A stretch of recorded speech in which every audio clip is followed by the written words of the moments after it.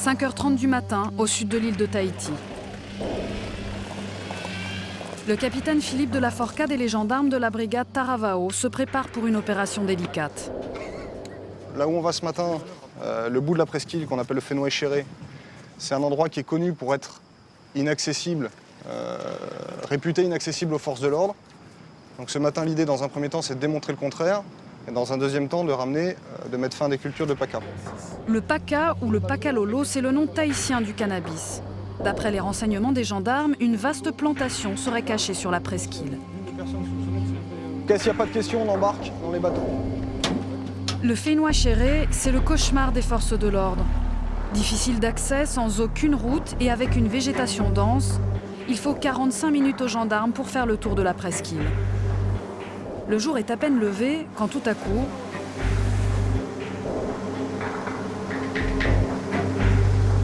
Non mais on voit sur le plan, on voit le petit toit en tôle là.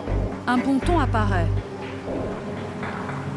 Avec le hamac, c'est bon, c'est ça. Il y a quelques jours, les gendarmes avaient repéré les lieux en hélicoptère discrètement. 6h15, l'équipe débarque. Et tout de suite, un homme vient à leur rencontre. C'est le propriétaire des lieux et il les mène sans résistance vers une plantation.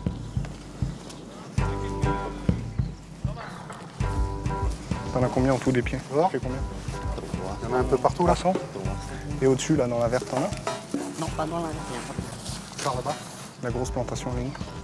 On n'a que ça. Il n'y a pas de glace. L'homme montre aux gendarmes quelques pots de cannabis, à peine 300 pieds. Trop peu pour le capitaine de la Forcade qui doute de sa bonne foi. Alors les gendarmes s'enfoncent dans les terres à la recherche d'autres cultures de paca. Quelques kilomètres dans une jungle épaisse et bientôt... C'est par où là? Bah, t'as un carré là-bas avec 200 à 300 je pense. 200 à 300 pieds, la plantation est de taille modeste. Mais son chiffre d'affaires potentiel est non négligeable. À maturité, il pourrait rapporter 300 000 €. Une fois ce champ découvert, les gendarmes vont tenter de faire passer le cannabiculteur aux aveux. De toute façon, il a compris que si on venait, c'est qu'on avait des renseignements. Je lui ai expliqué qu'entre 1000 et 5000 pieds, pour lui, ça changeait pas trop la donne au niveau de ce qui allait se passer aujourd'hui. Et que comme on venait pas très souvent sur cette zone, on allait en profiter et on allait la quadriller, quoi. Voilà. Les gendarmes décident de pousser le contrôle. Le capitaine de la Forcade retourne donc vers la maison. Après, on va faire la baraque en perquisition, parce qu'on soupçonne aussi une culture indoor de cannabis. Et après, on ratissera vers le nord, parce qu'on a d'autres renseignements sur un petit peu plus là-bas. Les autres cultures appartiendraient au même propriétaire, mais l'homme n'est pas franchement disposé à collaborer. Mais lui, par contre, il assume ce qu'il y a ici, mais il n'assumera pas le reste. De retour à la maison, le capitaine va essayer de le faire changer d'avis. Pas facile. En fonction de ce que toi tu vas nous dire et de la façon dont tu vas t'expliquer, etc., ça durera peut-être un peu moins longtemps. Okay, si tu coopères bien, si tu collabores bien, j'appellerai le procureur et on réduira un peu la facture. D'accord? Ça fait combien de temps que vous plantez vous? Encore un mensonge. L'homme n'en dira pas plus.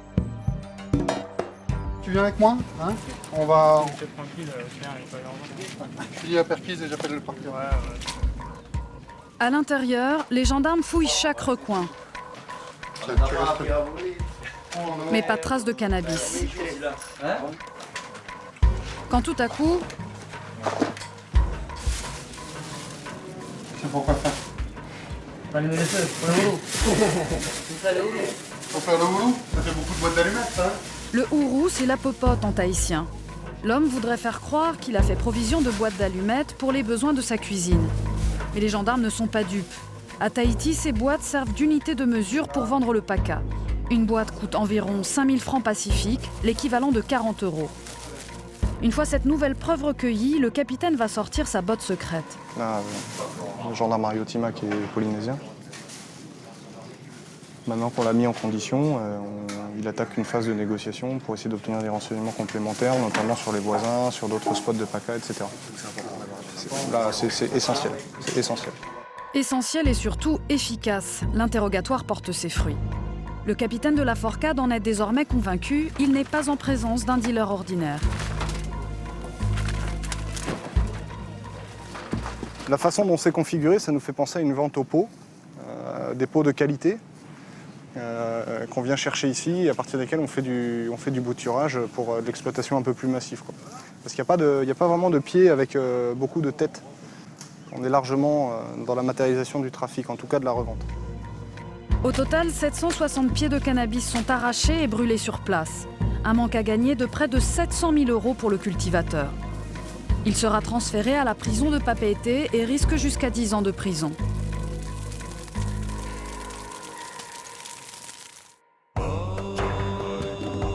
La Polynésie française. À plus de 18 000 km de la France, ce territoire d'outre-mer du Pacifique Sud compte 118 îles, mais la moitié de sa population se concentre sur la plus grande, la mythique Tahiti. Avec ses plages de rêve, ses lagons aux eaux cristallines et sa végétation luxuriante, l'archipel le plus célèbre de France accueille chaque année 200 000 touristes. Tahiti, c'est la destination par excellence des voyages de noces et des lunes de miel. Mais derrière cette image de carte postale se cache une réalité beaucoup moins paradisiaque.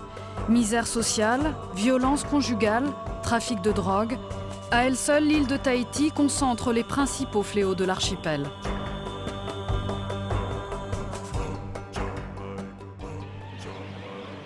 Quelques jours plus tard, à la brigade de phare.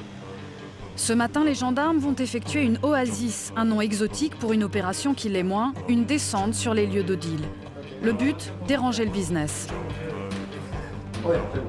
Allez les gars, on fait comme toutes les semaines, en collaboration avec les collègues de la police municipale et Aimé et son chien. On parcourt tous les lieux de deal habituels sur la voie publique et puis on essaye d'instabiliser un peu tout ça et faire un petit peu de ménage dans les ventes de PACA. Direction le quartier de la Stèle, un endroit réputé dans toute l'île pour son trafic de marijuana. Une première équipe dans une voiture banalisée part repérer les lieux. Donc, il y a un lieu de deal sur la gauche, juste derrière le mur. Juste en face, ici, au niveau de la Stèle, ici, il y a des groupes qui dealent en pleine journée. Le repérage a été fructueux, il est temps de passer à l'action. On va dire à l'autre patrouille ce qu'on a vu. 3 personnes qui sont susceptibles des ventes du PACA Lolo, assis sur le mur de la Stèle. Et là, on va essayer de faire un top inter en simultané, comme ça, on va bloquer toutes les directions de fuite et on aura un maximum de chances d'attraper quelqu'un, quoi. Un top inter en jargon policier, c'est le moment où toutes les voitures arrivent sur une même cible et encerclent les dealers. Déjà parti. Pas facile dans ce labyrinthe de ruelles qui ne porte aucun nom. L'un des dealers s'enfuit, mais très vite, il est rattrapé.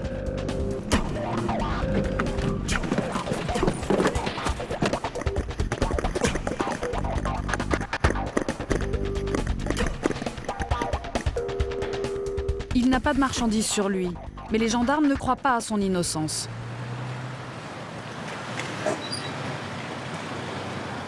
Il a planqué les trucs là-dedans. Tiens, c'est là. C'est à toi, ça ? Le capitaine Hulot, qui dirige l'opération, a mis la main sur une cassette vidéo remplie de joints et de ces fameuses boîtes d'allumettes qui servent au deal. 5, 10, 20, 21 sticks de boîte d'allumettes et du PACA. PACA, donc ça se vend 5 000. Et le ça, stick 1000. comme ça se vend 1000. Il y a de l'argent sur lui? Tu l'as fouillé quand même? Faut regarder si on n'a pas ailleurs. On a ailleurs là? T'en as planqué ailleurs? Le capitaine Hulot le sait, les dealers ont l'habitude de semer la drogue dans le décor de la ville. Les dealers en fait ils ont un peu de matériel sur eux, mais la plupart du temps c'est autour d'eux. Donc là quand il nous a vus, il a pris la fuite, il s'est caché derrière, il l'a caché dans le palmier. Et il y en a peut-être ailleurs donc on va regarder. L'équipe s'active et très vite, en plein milieu de ces bennes à ordures bondées, Quand on a plus que moi. Donc là en fait on a trouvé une cassette vidéo qui contient 33 sticks, donc pareil du matériel à vendre, du cannabis, qui était caché en fait dans la poubelle derrière. En fait voilà, ça leur permet de ne pas avoir trop de quantité sur eux, et éventuellement même rien du tout sur eux, et de vendre comme ça au fur et à mesure. avec cette technique, les dealers espèrent aussi éviter le flagrant délit. Peine perdue, les gendarmes ont retrouvé tout près du carrefour une 50aine de sticks et 2 boîtes d'allumettes, une quantité suffisante pour faire de 7 hommes un trafiquant de drogue. De retour à la brigade, l'adjudant-chef Olivier Vadré va superviser l'audition. Tu planques là le PACA quand tu veux le vendre? Et quand le client il vient, tu vas à ta réserve et tu fais le deal, tu récupères le stick. Je viens de cacher, moi j'ai eu la retenue. D'accord. Je vais cacher derrière un arbuste quand je vous ai vu. Arrivé en voiture. Olivier Vadré va tenter de savoir où le dealer se fournit. Mais le jeune commence par le narguer. T'as acheté ça combien? Je peux acheter, j'ai attrapé hier soir. T'as attrapé ça où? Avec des jeunes. T'as piqué ça aux jeunes? À la stèle? Ouais. Donc t'as piqué ça à des jeunes qui venaient vendre? Hier soir. Le stick, combien tu comptais le vendre? Je sais pas. Généralement c'est 1000 francs. Ouais. Généralement. T'aurais vendu ça même montant? 1000 balles? 1000 francs le stick? Ah ouais, mais attends, c'est pas plus, ils sont pas plus gros que... Il y a des sticks aussi gros comme ça, c'est pas courant. Hein. Ce gros stick à tout petit prix alerte le gendarme. Et la boîte d'allumettes? Je sais pas, ils vont quitter 3000. Et toi, faut pas que tu t'amuses à vendre ça à la stèle. Hein. Parce que... Tu sais à combien sont les tarifs? Ouais, plus de 5000. Bah oui. C'est 5000 la boîte d'allumettes. Hein. L'adjudant-chef soupçonne le jeune homme de jouer les outsiders sur le marché de la stèle. Et est-ce que tu as déjà eu affaire à la justice pour tes affaires de PACA? Oui, une fois. Ouais. Une fois? C'est vieux alors? Ouais, oui, ça fait longtemps. L'adjudant-chef en est désormais convaincu. Comme d'autres, ce jeune Tahitien a effectivement choisi de venir dans le quartier de la Stèle vendre un peu de PACA. Ce qu'il ne sait pas, c'est qu'il risque des représailles de la part des plus gros dealers. Mais rien n'y fait, la tentation est trop grande. C'est le moyen facile. 1000 francs le stick et 5000 francs à la boîte d'allumettes. C'est de l'argent facile. C'est le quartier où on peut y aller tous les jours, n'importe quelle heure du jour et de la nuit. C'est le quartier où on fera du produit stupéfiant. Ça, il n'y a pas de souci. C'est pour ça qu'y aller régulièrement, c'est gêner les auteurs, gêner les dealers et puis gêner les clients. S'ils n'ont plus de clients, on n'a plus de dealers. Gêner le deal au maximum, c'est aussi le credo de Michael Dufay qui travaille à la très discrète direction du renseignement et des enquêtes douanières. C'est un spécialiste du trafic de stupéfiants. La consommation de PACA Lolo en Polynésie, c'est le même principe de consommation que la résine de cannabis en France, c'est-à-dire que c'est une drogue relativement facile d'abord, assez accessible pour les populations, qui est assez largement consommée. À Tahiti, fumer du PACA est même devenu un geste banal. Un habitant sur 4 en consomme au quotidien. D'ailleurs, le cannabis produit sur l'île n'est quasiment jamais exporté. On a des petits réseaux, on n'a pas un cheminement direct d'un producteur à un consommateur, mais c'est des réseaux qui sont structurés localement. C'est-à-dire qu'on a un producteur sur une île avec quelques personnes qui vont acheminer, des petits délinquants et derrière des consommateurs. À 3,50 € le gramme, le cannabis polynésien est 2 fois moins cher que celui que l'on peut trouver en France métropolitaine. Mais c'est l'alcool qui reste ici le principal fléau. Près de la moitié des jeunes Tahitiens de moins de 16 ans déclarent avoir été ivres plusieurs fois dans l'année. En principe, il faut pourtant avoir 18 ans pour être en mesure d'en acheter. Une interdiction rarement respectée sur l'île.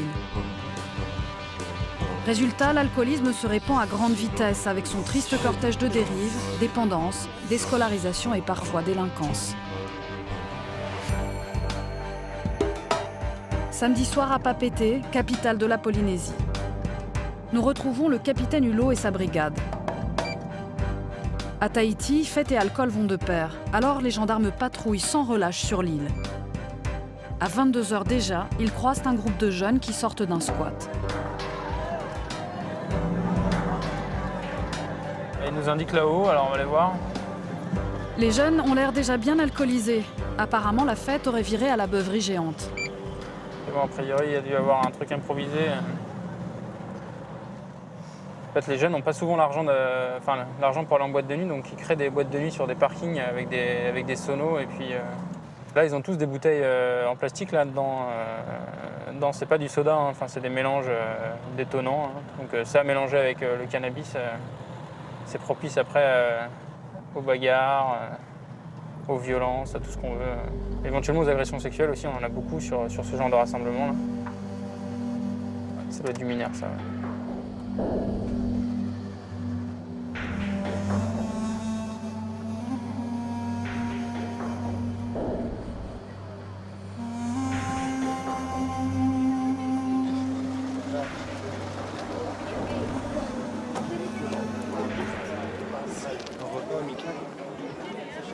Salut, ça va?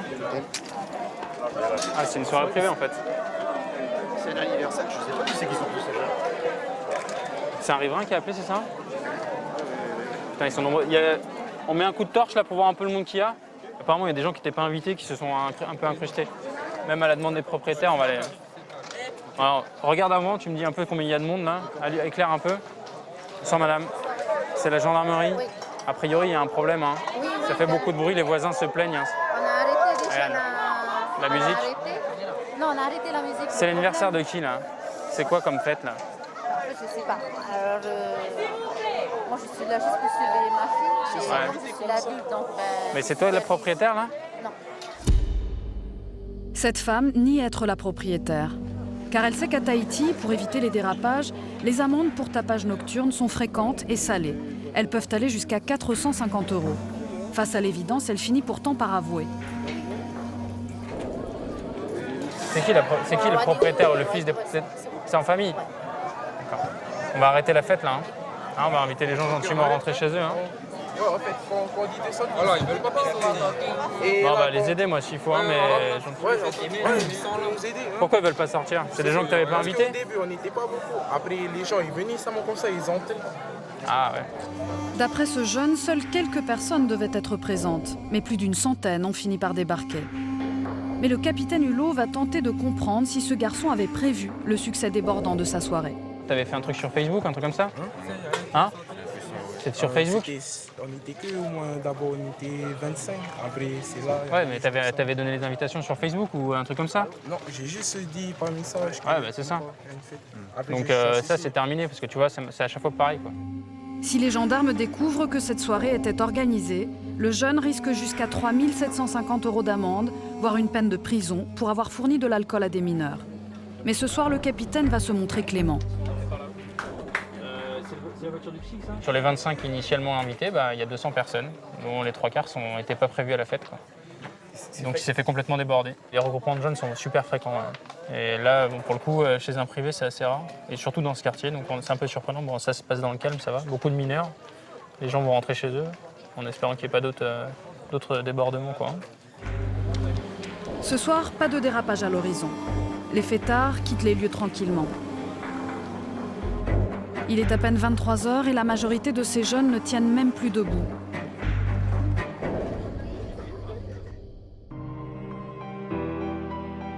Quelques jours plus tard, c'est la fête des mères à Tahiti. Sur la pointe de Tata, nous allons être les témoins involontaires d'une scène incroyablement violente. Dans un petit bateau au large, un homme est en train de frapper une femme. En quelques minutes, il lui assène 2 puissants coups de poing au visage.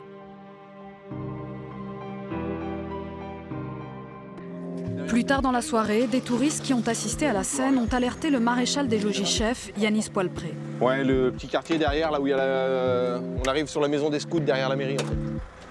La femme, assommée par les coups, est tombée à l'eau et a échappé de peu à la noyade. Elle a été évacuée vers l'hôpital de Papeete. Le domicile de l'agresseur vient d'être localisé par la brigade. C'est bon, t'as repéré les lieux?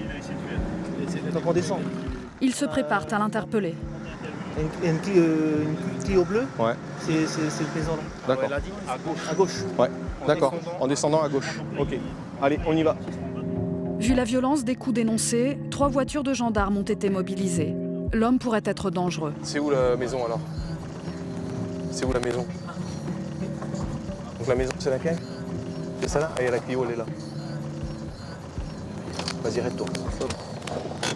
Il y a du monde derrière sur la terrasse.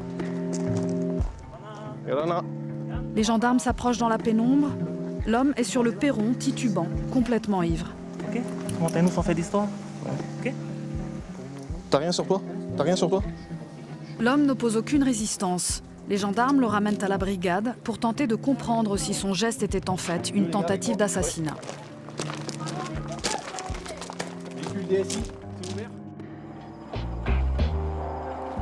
Retour à la brigade. Ça va être dégrisement. Ah bon? Ah oui, de toute façon, il est bourré. Complètement sonné, l'homme ne réagit à aucune question des gendarmes. Le maréchal des logis-chefs, Yanis Poilpré, décide de contrôler son taux d'alcoolémie. Il le fait souffler dans un éthylotest. Quelques minutes plus tard, le résultat tombe. 0,90 à l'appareil, 1,80. 1,80 g d'alcool dans le sang, plus de 3 fois la limite autorisée. Qu'est-ce que tu as bu aujourd'hui? Bon, j'ai bu de tout. Ouais. Alcool fort? Ouais. Como? Non. Non? Vodka? Whisky? Non. Quoi? Bon, j'ai bu du Desperados. Ah, bière. Voilà. Beaucoup? Non? Non, j'ai goûté. Ouais. Après, j'ai bu du...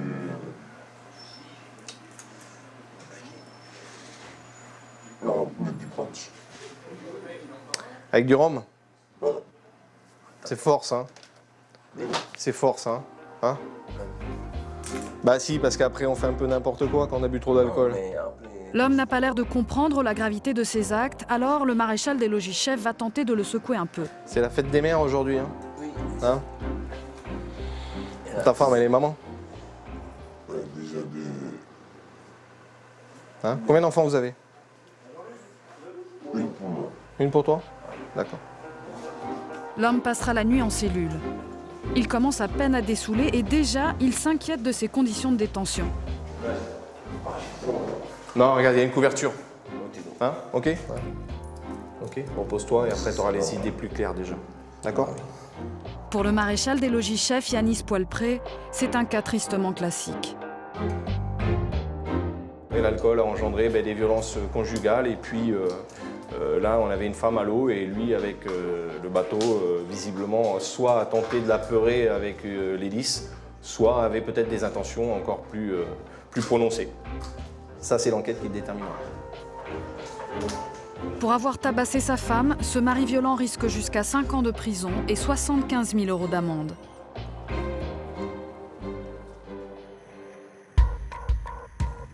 Plus tard dans la soirée, nouvelle affaire de violence pour la brigade de Phare. Une femme qui a découvert l'infidélité de son mari a fait les frais de sa brutalité. Dis-moi, attends. Tu restes Bonsoir. avec elle. Ouais. Tu Non, restes on va laisser- avec non, elle. viens avec moi, viens avec moi. Elle et puis elle sortit d'ici. Ouais. Tu restes Sous le avec choc, la femme n'obéit pas tout de suite aux gendarmes. La découverte de l'adultère a viré au combat de boxe. Le maréchal des logis-chefs Yanis Poilpré tente de la calmer. T'inquiète pas, viens. Viens de ce côté, reste à côté de la voiture. Viens avec moi. J'ai pas mal. Viens avec moi, d'accord? Là, il faut au moins que tu sois visité par un médecin parce qu'il y a quand même au moins des points de suture à faire, d'accord? Hein? Viens avec moi, viens. Viens, on va se mettre juste là, on va discuter. Le maréchal des logis-chefs Yanis Poilpré appelle immédiatement les secours. On aurait besoin d'un SAV pour une femme qui est blessée, elle a reçu un coup de bouteille de la part de son tanné. Hein? À l'entrée du stade Ganivet, à Phare. Le couple continue de se déchirer, alors Yanis Poilpré va jouer les médiateurs. T'as le droit d'aller baiser mon... Attends, on va éviter que ça dégénère. Tiens, on va pousser la dame de l'autre côté. Tiens, repars de l'autre côté. Chut, ça sert à rien. Hein? Papa? Ça sert à rien, d'accord? Hein? De parler comme ça sert à rien. Ça résoudra pas les problèmes. Non, je sais bien, mais écoute, là, voilà, il y a eu suffisamment de mal de fait ce soir. C'est pas la peine d'en faire encore plus. De toute façon, je pense que vous avez consommé de l'alcool tous les deux. Hein? Donc, avec l'alcool, on dit toujours un petit peu n'importe quoi. Hein? Mais ce sera peine perdue. Ok. Rends les clés. Et il va te faire foutre. Rends les clés. Il va te faire foutre. Alors Yanis Poilpré va se tourner vers la femme battue. Qu'est-ce qui s'est passé pour que ça en arrive là? Je connais déjà. Je connais déjà ce gars. Ouais. Je connais déjà la dame qui est avec lui. Ok. Ça fait combien de temps que vous êtes ensemble? Vous êtes mariés? 26 ans. Mariés ou concubinage? Marié. Mariés? D'accord. Tu as pris l'identité d'un homme aussi? Ouais, C'est pas bon? longtemps j'ai porté plainte contre... Pour? Des violences également? Ouais. Ok. Bah de toute façon, lui, on va l'emmener. La femme saigne abondamment de la tête. Pour les gendarmes, la priorité, c'est de vérifier qu'il n'y a pas d'hémorragie. Il y a besoin de points de suture. Hein, il y a besoin... Écoute, pour l'instant, il y a le mal physique à soigner. Hein? Il y a... Le papa de mes enfants. Écoute-moi. Il y a le mal physique qu'il faut d'abord soigner. Tu as une belle plaie ici, il faut que ce soit soigné. D'accord? Hein? Vous allez voir demain matin tout ce que j'ai sur moi. Voilà, donc c'est pour ça. C'est pour ça que lui, on va pas le laisser là, il va venir avec nous. Toi, tu vas aller à l'hôpital. D'accord? Hein? Ok? D'après la femme, ce n'est pas la première fois que son mari la passe à tabac. Elle est prise en charge par les pompiers qui l'emmènent vers l'hôpital de Papeete. Le maréchal des logis-chefs en profite pour faire un petit point avec ses hommes. En fait, c'est indifférent au sein d'un couple. Hein. Ils sont mariés depuis 26 ans. La femme reproche à son mari une relation extra-conjugale. Ce soir, visiblement, ils sont tous les deux bien sous l'emprise de l'alcool et ça dégénère. Il lui porte un coup de bouteille sur le côté de la tête. Elle a une belle plaie. Donc on a demandé une évacuation sanitaire vers le Taounais pour qu'elle soit soignée dans un premier temps. Et lui, on va l'extraire à la brigade en vue d'un placement en garde à vue pour des violences sur son épouse. Résultat, 7 jours d'incapacité totale de travail pour la femme. Son mari, lui, risque 7 ans de prison pour tentative d'assassinat. Une situation malheureusement banale à Tahiti où une femme sur 4 est victime de maltraitance. 2/3 des condamnations prononcées par les tribunaux relèvent de violences faites aux femmes. Et le nombre de violences aurait même doublé dans les 6 dernières années. Battues, humiliées, certaines de ces femmes ont pourtant trouvé le courage de quitter le domicile conjugal. L'association Potéo, le Havre de Paix, offre un refuge à celles qui ont décidé d'en finir avec la violence. Elles sont pourtant une minorité. La plupart n'osent pas partir et encore moins porter plainte, surtout quand il y a des enfants. Mon mari me tabasse. Il me reste presque tous les jours, quoi. Et puis c'est pour ça que je suis venue ici. Et je préfère rester ici. Enfin, je ne suis pas venue tout ça, je suis venue avec mes enfants, mes 3 filles. Laurentine, battue pendant 10 ans par son mari, a décidé de rejoindre le foyer après avoir compris que ses enfants étaient en danger, eux aussi. Son visage balafré, martyrisé, porte encore les traces de son calvaire. Je suis venue ici, c'est à cause de ma fille Hérénou, la grande, parce qu'on l'a arrêtée chez le papa. Et je ne sais pas pourquoi on a arrêté, parce qu'ils étaient 2 dans le chalet. Ils étaient disputés, ces 2-là. Ce sont des sœurs, toutes les 2. Et puis, c'est pas là, le papa il est monté dans le chalet et il a arrosé les 2. Toutes les 2. Et puis, la cadette, elle est descendue de la chambre. Elle est partie dans le salon. Et la grande, elle était en haut. Et on a arrosé sur le papa dans la chambre. Et le lendemain matin, quand elle est partie à l'école, on a vu les blessures, les traces du duel. Et c'est par là, c'est l'école qui m'ont appelé. Et c'est par là, on m'a placée ici avec mes 3 enfants. Grâce au foyer, Laurentine tente de se reconstruire et de retrouver une vie normale. Son cas n'est pas isolé. La directrice du foyer accueille une trentaine de femmes maltraitées ou en très grande difficulté. Les femmes que nous recevons, le problème, c'est un peu de tout. Hein. C'est la précarité, c'est les addictions au paca, à l'alcool. Voilà. Ça, on ne peut pas dire que c'est seulement à cause d'une seule cause qu'il y a des violences conjugales. C'est un mélange de causes qui fait qu'il y a des problèmes conjugaux dans le couple via des problèmes familiaux du coup. On s'aperçoit que de plus en plus, c'est vrai qu'il y a les coups, la violence physique, mais actuellement, nous avons beaucoup de femmes qui viennent au centre et qui sont plus ou moins menacées de mort. Comme cette femme, arrivée à l'association après que son mari ait tenté une énième fois de l'étrangler. Encore sous le choc, elle accepte de témoigner à visage couvert. Il est trop méchant et insultant, menace à mort. Des coups de poing, des coups de pied. Des fois, il prend le couteau et lâche pour... Il me traîne par terre, par en bas. Faut se protéger, nous, les mamans, et puis nos enfants à nous. L'escalade est inquiétante. À Tahiti, en moyenne, 150 femmes meurent chaque année sous le coup de leur mari.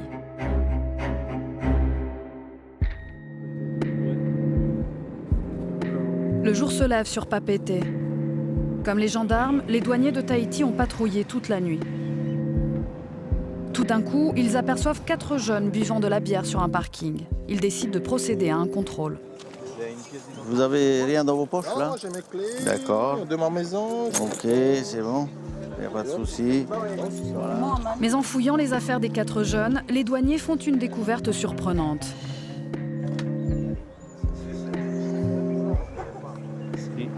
C'est un sachet où il y avait de l'ice, 0,1 g. Ça se vend comme ça. Mais c'est le sachet de conditionnement type pour les consommateurs. L'ice, c'est l'autre nom de la méthamphétamine. Elle tire son nom de son apparence translucide, cristalline comme de la glace. Mais ne vous y trompez pas, cette drogue aux effets dévastateurs provoque une dépendance quasi immédiate. Dans le sac de cette jeune femme, tout l'attirail du parfait toxicomane. Ici, on a la boîte d'allumettes. Donc on a le sachet. Et ici, là, c'est le Griffon ou Union Match, c'est pour le cannabis. Donc c'est le mode de conditionnement, un des modes de conditionnement de l'herbe de cannabis, ou Pacalolo. D'ailleurs, vous en avez un petit peu encore dans le sac. Les douaniers discutent avec la jeune femme qui leur avoue être en pleine détresse sentimentale. J'ai juste un petit problème, c'est le paca, quoi. Je suis consommatrice. Mais pour un problème personnel. Assidu? En fait, je consommais pas de drogue, mais il n'y a pas longtemps que j'ai consommé quand j'ai atterri à l'hôpital psychiatrique, en fait. T'as fait un séjour de combien? 2 mois. Ouais. J'ai fait des tentatives. Et ça va? Tu t'en es sorti? Non, j'ai toujours... Tu t'en sors? Ouais. C'est grâce à ça que j'arrive à me faire Ouais, mais tes angoisses, c'est à cause de quoi? des mecs. Ouais. Bon. C'est à cause des hommes. D'accord. C'est les hommes. Mais le chef des douaniers n'a pas l'air convaincu par cette théorie de la femme ravagée par ses amours. Car malgré son cœur brisé, elle revient tout juste d'un fort joli voyage. Vous avez voyagé seul alors? Toute seule, comme une grande alors que je ne sais même pas parler anglais. Je me suis débrouillée quand même à trouver mon chemin. XCKP est ton billet? Bah, c'est moi, hein. Ah oui, comme tu travailles, c'est ça? Bah, je suis obligée parce que franchement, je ne peux pas partir souvent si j'ai pas de sous. Hein. Bah oui, c'est bien. Simple escapade pour s'aérer l'esprit. Pour les douaniers, cette nouvelle excuse ne tient pas la route. Ce qui nous a alertés, c'est qu'on a aussi on a un billet d'avion. Elle est partie sur Hawaï récemment, comme elle est consommatrice d'ice. Donc potentiellement, elle peut en ramener. Elle peut être une mule potentielle pour nous. Donc ça, c'est des informations qui sont intéressantes. Intéressante et pour cause, c'est à Hawaï que l'ice fabriqué sur la côte ouest américaine est conditionné et confié à des mules. La jeune femme pourrait faire partie d'un réseau. Alors les douaniers vont la placer en retenue douanière. À la DNRED, Michael Dufay connaît bien les circuits de l'ice. Les réseaux de revente de l'ice sont des réseaux de criminels organisés qui font appel à des mules pour transporter la marchandise, qui ont des enjeux financiers bien plus importants. Une mule va être payée 15 000 € pour effectuer un trajet. Ça donne une idée de l'ampleur du phénomène et de l'ampleur du profit généré par ce trafic. Ice, Pacalolo, héroïne, des labos de fabrication situés au Mexique, à Los Angeles ou en Indonésie, au lieu de recrutement des mules comme Hawaï ou encore l'Asie du Sud-Est, tout le Pacifique est contaminé par le trafic de stupéfiants. Et Tahiti est une terre de transit sur la route de la drogue.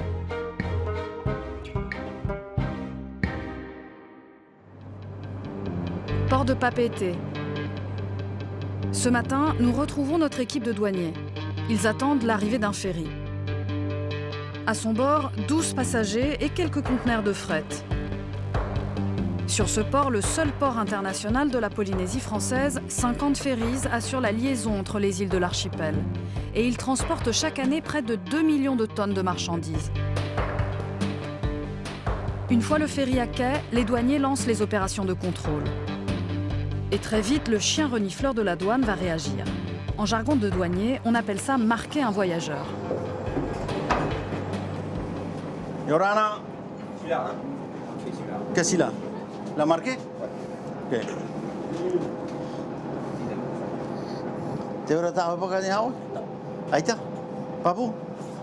Ah, mais ok, on dit, hello. Hier, on a été né.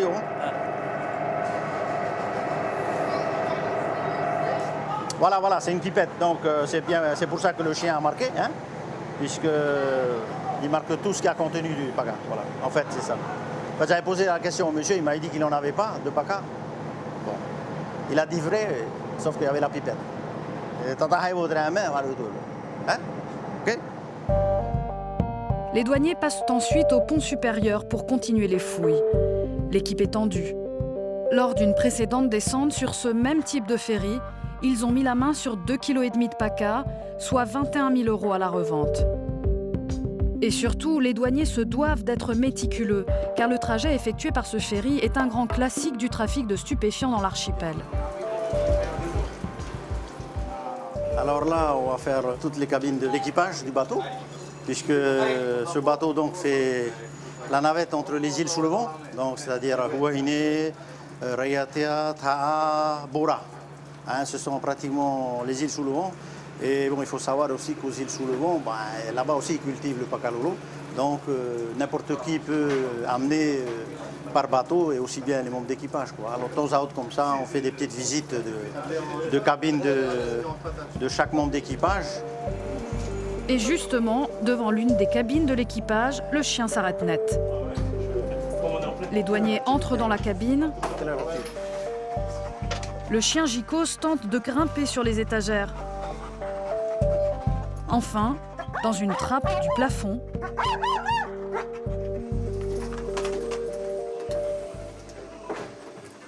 une boîte d'allumettes et une pipette.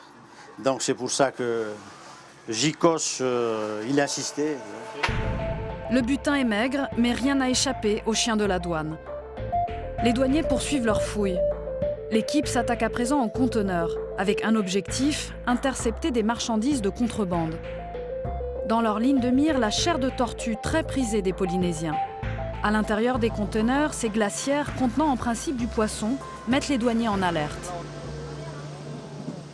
Là, on va vider la glacière, on met donc tout ce qu'il y a à l'intérieur dans les bacs et puis après, on va voir s'il y a quelque chose à l'intérieur ou pas. On ne sait pas trop ce qu'on va trouver dedans. On peut trouver aussi bien de la tortue, du pacalolo ou peut-être d'autres produits interdits par la Convention de Washington. Mais malgré une fouille de plus de 3 heures, cette fois-ci, les douaniers de Tahiti vont faire chou blanc. Les Polynésiens raffolent de la chair de tortue, un mets goûteux qu'ils cuisinent volontiers au moment des fêtes. Pourtant, consommer de la viande de tortue est une pratique interdite sur le territoire français depuis 1971. Mais rien n'y fait. La chair des précieux reptiles peut se revendre jusqu'à 4 000 francs pacifiques le kilo, l'équivalent de 33 €. Alors, le braconnage de tortues se poursuit à Tahiti. Au tribunal central de Papeete, le procureur André Frémont juge chaque année des dizaines d'affaires de braconnage. Les peines sont calquées sur les espèces protégées métropolitaines, c'est-à-dire 6 mois d'emprisonnement, avec sursis la première fois, et quelquefois il a été appliqué des peines fermes à des braconniers ici. Ça a fait en gros 1 million de francs CP d'amende, 980 000 exactement. Soit plus de 8 000 €. Mais étonnamment, cette somme n'est pas assez dissuasive pour les braconniers. Ce qui est surtout dissuasif, si j'ose dire, c'est la confiscation des engins moyens de pêche. Et ça va des voitures qui ont servi à transporter la viande de tortue, aux bateaux qui ont pêché la viande de tortue. Tout ça est confiscable. Hein, et en association avec les douanes, toutes les affaires ont abouti, la plupart, à des confiscations très onéreuses pour les auteurs, hein, puisque un bateau, c'est pas donné ici. Alors la confiscation fait réfléchir. Direction l'île de Moorea. L'association Temana Otemoana reçoit chaque mois des tortues blessées par les braconniers. Voilà, allez, c'est reparti. Créée en 2004 par Cécile Gaspard, cette association accueille les tortues victimes de braconnage pour les soigner et pour faire en sorte qu'elles se reproduisent. Plus d'une tortue sur 2 que l'on reçoit pratiquement a été fléchée. Donc elle a été fléchée, soit la flèche est sortie de la plaie, soit la flèche est restée dans la tortue, mais c'est le lien qui relie la flèche au fusil qui s'est cassé. Et donc il y a quand même un très grand impact du braconnage sur l'état de santé de ces tortues.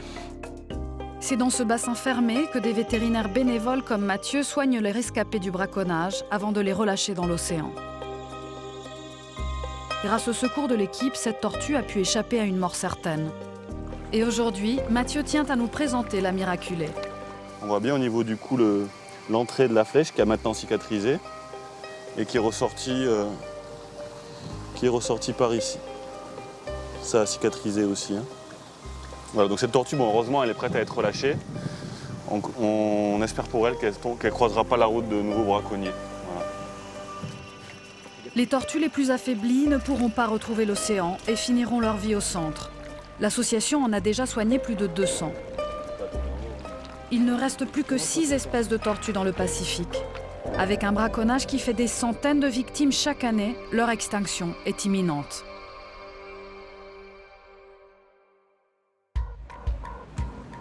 Mais il y a un autre marché à Tahiti qui ne connaît pas la crise, celui de la précieuse perle noire. La Polynésie française est le deuxième exportateur au monde. Les touristes en raffolent et courent le centre-ville de Tahiti à la recherche des plus beaux exemplaires. En boutique, une perle peut coûter entre 100 et 10 000 euros. Alors les touristes préfèrent venir faire le plein sur les marchés où elles sont généralement moins chères, mais n'offrent aucune garantie d'authenticité. Nous sommes allés acheter quelques perles en caméra cachée.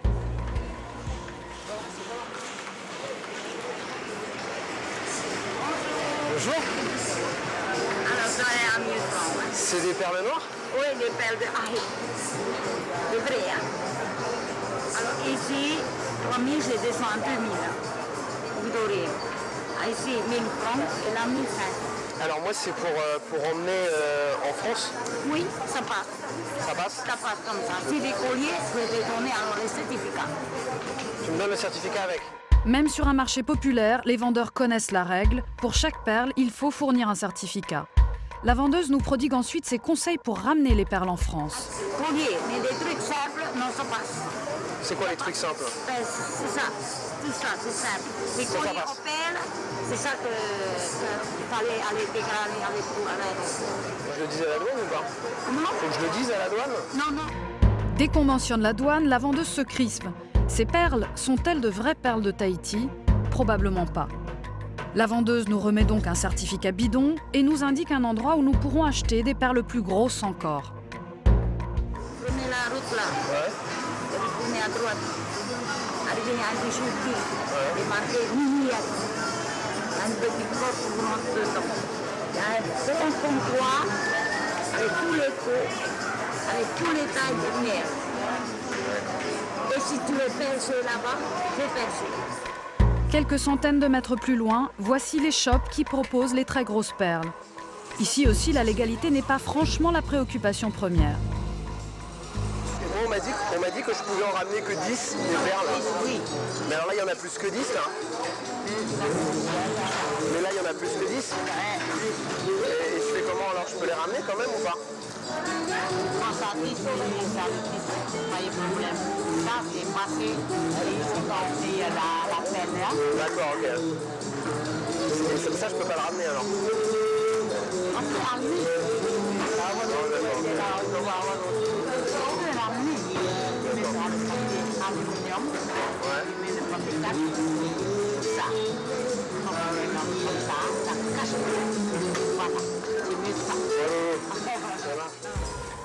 En réalité, les touristes français n'ont pas le droit de ramener plus de 10 perles hors du territoire de Tahiti.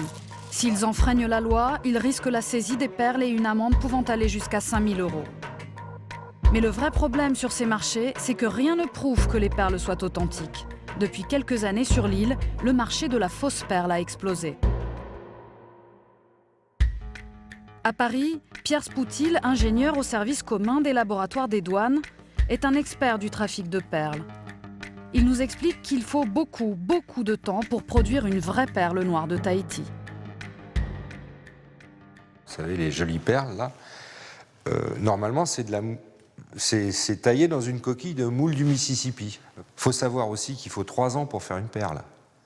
Il faut attendre que l'huître ait 1 an et demi pour pouvoir la greffer, et ensuite encore 1 an et demi de repos dans un lagon pour qu'elle crée sa nacre autour du nucléus, là. Pour obtenir une perle de Tahiti, il faut inciser la poche reproductrice de la moule pour y déposer un petit morceau du manteau d'une autre huître. Le cœur du coquillage, le nucléus, va réagir en produisant de la nacre. Mais il y a quelques années est arrivée de Chine une autre technique de greffe qui utilise un coquillage très différent de la fameuse moule qui sert à produire normalement la perle noire de Tahiti. Les Chinois, ils ont arrosé le Pacifique avec du nucléus de bénitier, qui la rend beaucoup plus dure, beaucoup plus solide. Et du coup, quand on prend un nucléus en bénitier, c'est très difficile à percer. On casse le foret, ou la perle éclate, enfin, parce que ça a une structure différente. Et donc c'est absolument impossible à l'œil nu de distinguer un nucléus en perle du Mississippi d'un nucléus en bénitier. Ça, c'est hors de question. Le marché de la vraie perle de Tahiti a été gravement mis en danger par l'arrivée des fausses perles chinoises. Plus simple à produire, cette perle est pourtant fabriquée au mépris de toutes les règles internationales. Le marché a été arrosé par des nucléus de bénitier qui sont 10 fois moins chers que la moule du Mississippi. Par contre, c'est un label, la perle de Tahiti, donc c'est interdit d'utiliser du bénitier. Et en plus, le bénitier, c'est une espèce protégée par la Convention de Washington. Donc là, il y a double fraude, en fait. Donc non-respect de la charte et,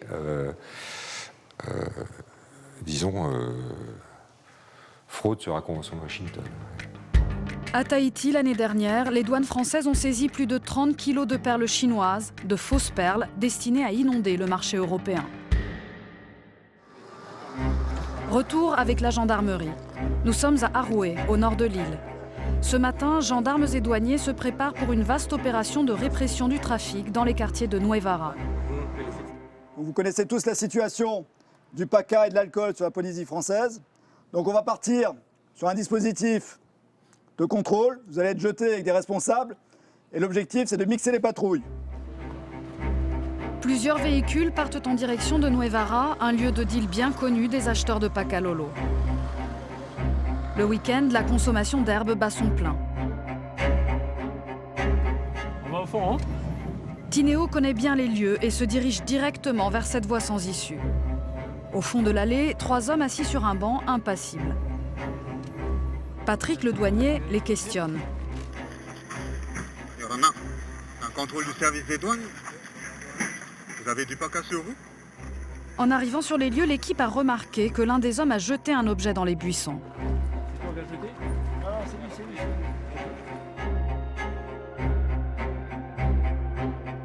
L'un des douaniers va pénétrer dans la jungle. Et à quelques mètres à l'intérieur, un amas de détritus. Quelques instants plus tard, il remonte avec une boîte en fer. À l'intérieur, des dizaines de sticks de Pakalolo.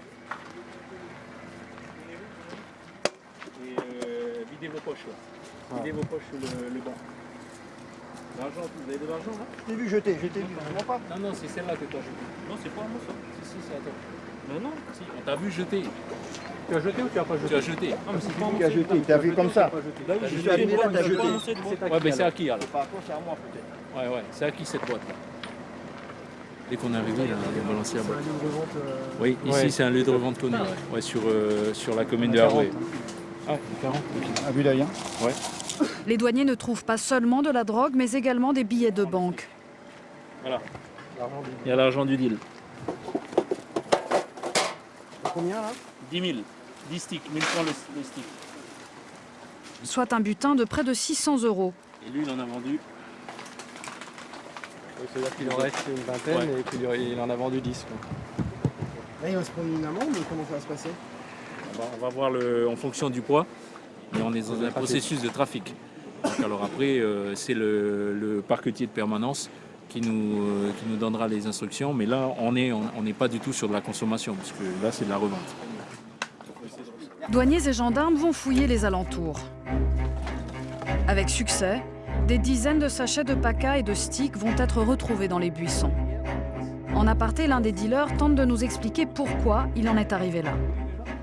Il y a des gens qui traînent ça là sur la route et pas de travail. Ils préfèrent vendre du paca que d'aller voler. Sinon d'aller voler à les mamies qui traînent le panier, là, attraper les sous. Ça sert à rien, c'est mieux ça. Alors, l'argent que tu as avec le paca, ça te sert à quoi après? Et ça sert à manger la famille, c'est tout.